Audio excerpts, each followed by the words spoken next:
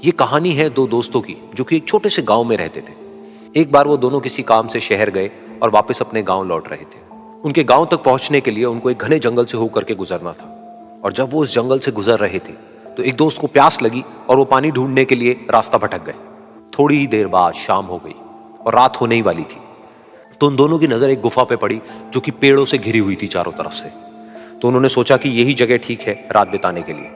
तो दोनों ने कुछ लकड़ियां इकट्ठी करी, उस गुफा के अंदर गए और आग जला करके वहां पे बैठ गए। रात का वक्त था, गुफा के अंदर आग जल रही थी, बाहर बिल्कुल अंधेरा था और कुछ जानवरों की आवाजें आ रही थी। तो उन दोनों में से जो एक दोस्त था वो अंदर ही अंदर डरने लगा, क्योंकि उसने भूत प्रेतों की बहुत कहानियां सुनी थी कि रात के वक्त जंगल में कुछ भयानक आत्माएं भटकती हैं और अगर उनको कोई ऐसा भटका हुआ आदमी मिल जाए तो उसको नहीं छोड़ती।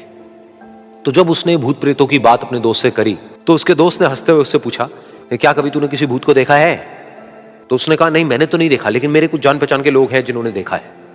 तो उसके दोस्त ने उसको समझाने की बहुत कोशिश करी कि यार ऐसी सुनी सुनाई बातों पर विश्वास नहीं करते हैं, अब तू सो जा और मुझे भी सोने दे, मुझे नींद आ रही है। और इतना कह करके उसका दोस्त वहीं पर लेट गया और थोड़ी देर में सो गया। लेकिन वो जो अंदर से डरा हुआ था वो लेट तो गया, लेकिन उसको नींद नहीं आ रही थी। उसको लग रहा था कि शायद यहां पर कहीं कोई है जो छुप करके कहीं से उसको देख रहा है।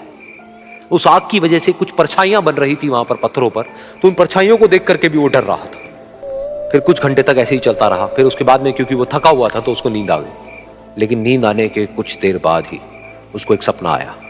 सपने में उसको एक बहुत ही भयानक परछाई उसकी तरफ बढ़ती हुई नजर आई। अब जैसे जैसे वो अंदर से डरता चला जा रहा था, वो परछाई उसके और पास आती चली जा रही थी और बड़ी होती चली जा रही थी। और उस परछाई में एक हाथ उसको नजर आया जिसके बड़े बड़े नाखून थे, और वो हाथ उसकी तरफ बढ़ता चला गया और उसके गले तक पहुंचने ही वाला था कि तभी वो डर करके एकदम से उठा।